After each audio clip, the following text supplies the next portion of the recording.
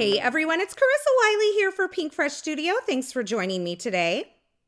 Today I am creating a beautiful Betterpress card project featuring some brand new products from the Good Times release from Pinkfresh Studio, and I thought I would walk you through the Betterpress system and briefly show you how to use it in case you are new to the Betterpress. Now this here is the platform or the chase, and the clear portion is called the platen, and these two work together to create a faux letterpress effect.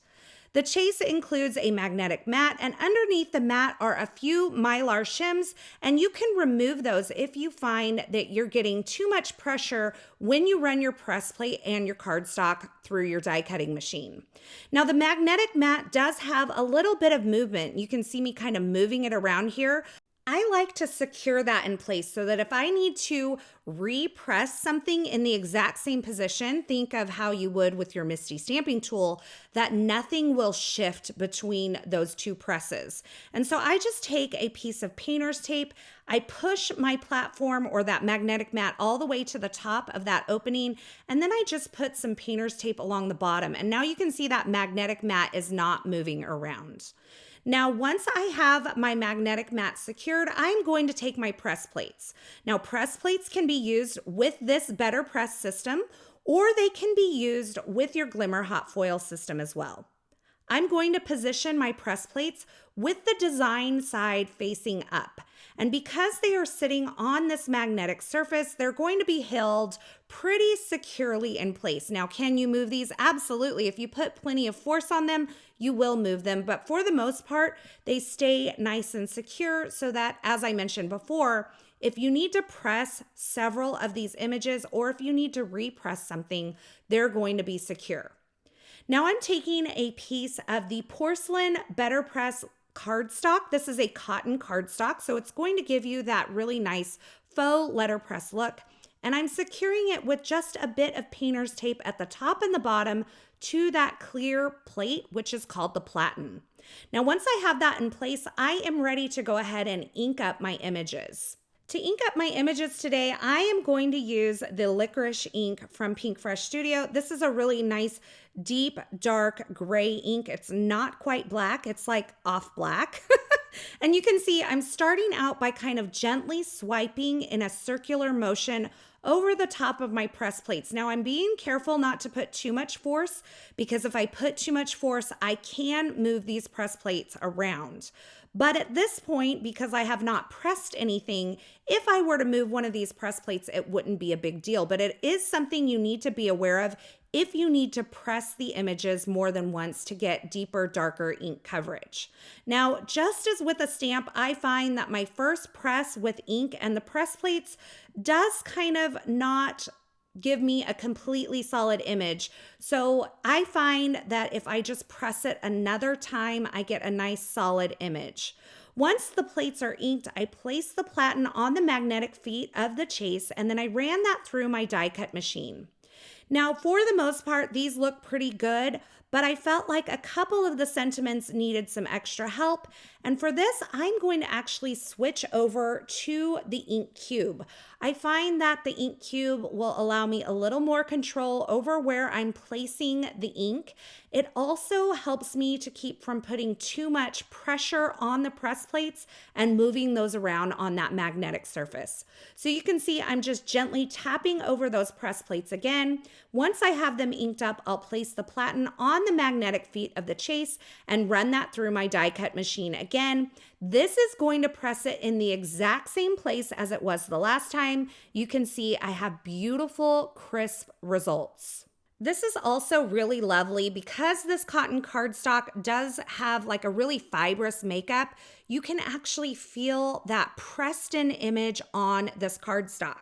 Another alternative to the cotton letterpress or Betterpress cardstock would be to use some watercolor cardstock, and you can get similar results with that. But because of the texture, you may not get as smooth of ink blending. So once I have two of these impressions made, you can see I've done the sentiments and the little floral stem a couple of times. I'm going to start ink blending. I have the coordinating stencils and I'm placing stencil number 1 down and I'm blending over this entire area with Citron ink. I love the Citron ink family. It includes limoncello, citron, bay leaf, and Spanish moss. They are just these really beautiful yellow greens. You can see I'm using my 1/2-inch blending brush. That just allows me to control where I'm placing the ink and allow me to get heavier and darker areas of that ink if I want to. For stencil number 2, I'm going to switch over to bay leaf ink and I'm going to blend over the detail areas of this leaf portion on the stencils. This is just slightly darker, so if you wanted a little more contrast, you could jump from the citron ink to the Spanish moss ink, and that's going to give you a little more contrast. If you use 2 colors that are kind of next to each other in the color families, you'll get a little bit less contrast, but it will be a smoother looking blend. Now for stencil number 3, I'm going to blend on a couple of purples. I don't usually use this color family here. This is the Napa Valley color family. They're really like blue purples, but this is absolutely beautiful how this turned out.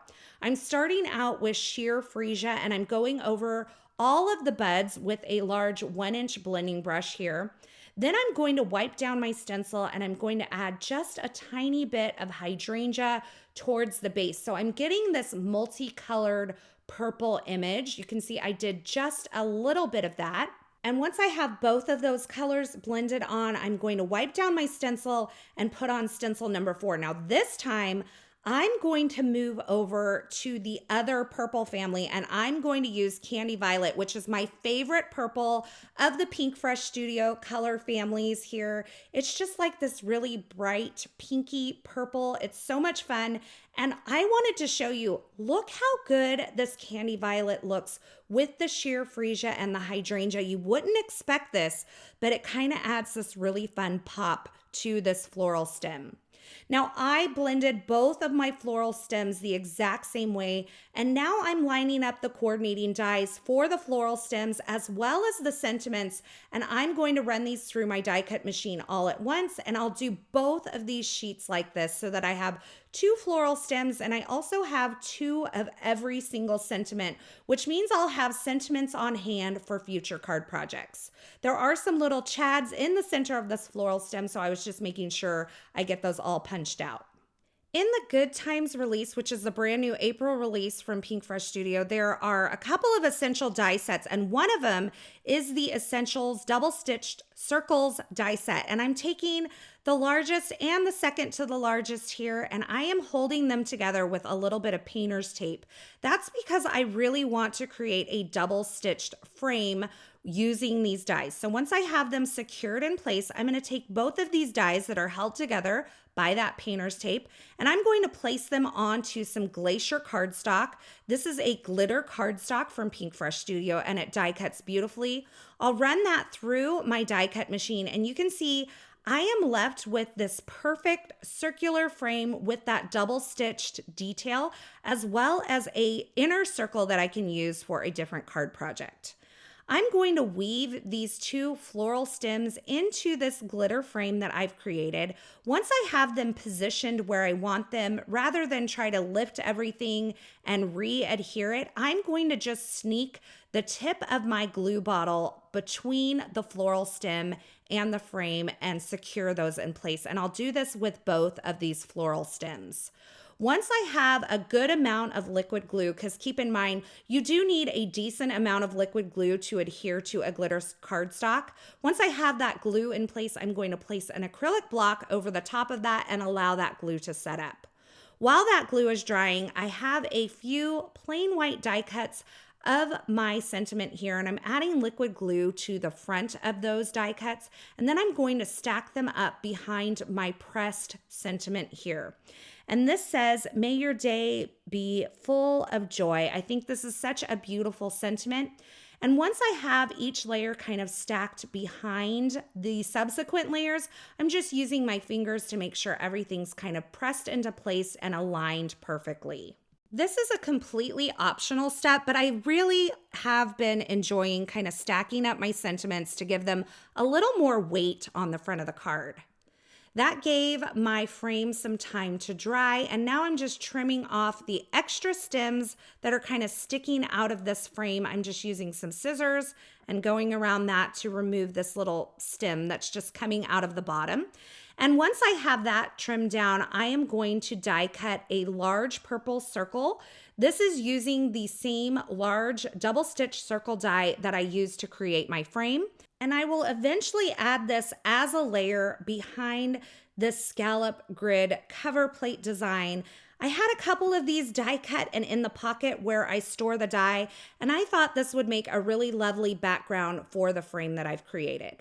Now, as those two layers of that scalloped grid cover plate are drying, because I did adhere them together with some liquid glue, I'm going to take a strip of foam adhesive, and I've removed the backer from both sides, and I'm kind of curling it around the back side of this frame. Removing the adhesive backer from both sides allows this to be flexible and malleable, and I can really bend it around that frame. Then I'm going to place it onto that background cover plate that I created and secure it in place. And then I'm going to add liquid glue to this die cut circle that I created just around the frame of this. And this is going to serve as a contrasting backer for my frame. So I'm just securing it in place, and you can see now I have that purple, but it's only coming through inside of that frame. I'm going to then adhere my sentiment using a little bit of foam adhesive to kind of the lower right-hand corner, if you will, of my circle. And then I'll take this entire thing and add it onto this beautiful kind of blue, tealy blue colored cardstock card base.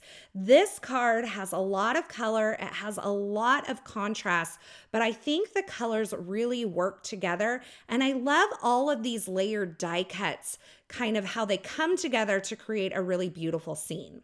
I'm going to embellish this and finish it off by adding some clear droplets here. I'm just adding them on with some liquid glue, and I'm using my dual-tipped embellishment tool to place those onto my card front. And that finishes off my card project today, featuring the brand new Bluebonnet Bliss press plates to create a Betterpress card project. Now, keep in mind, these press plates can be used in your Glimmer hot foil system for hot foil looks as well. So these press plates are really versatile, and I love the design of this Bluebonnet Bliss with that nice long stem of buds. Now, as always, I will have links to the featured products used in this project in the description at YouTube. So if you're looking for something in particular, be sure you check there. I hope you enjoyed this project, and I hope you enjoyed this video, and I hope you got a few tips and gained some confidence for using your Betterpress letterpress system to create some card projects. If you enjoyed this video, be sure to give this video a thumbs up, and don't forget to subscribe and turn on the notifications here on this YouTube channel so you don't miss any of the paper crafting, card making, and live stream video tutorials shared here. Thanks again for watching. I'm so glad you're here, and until next time, I hope you have a fabulous day.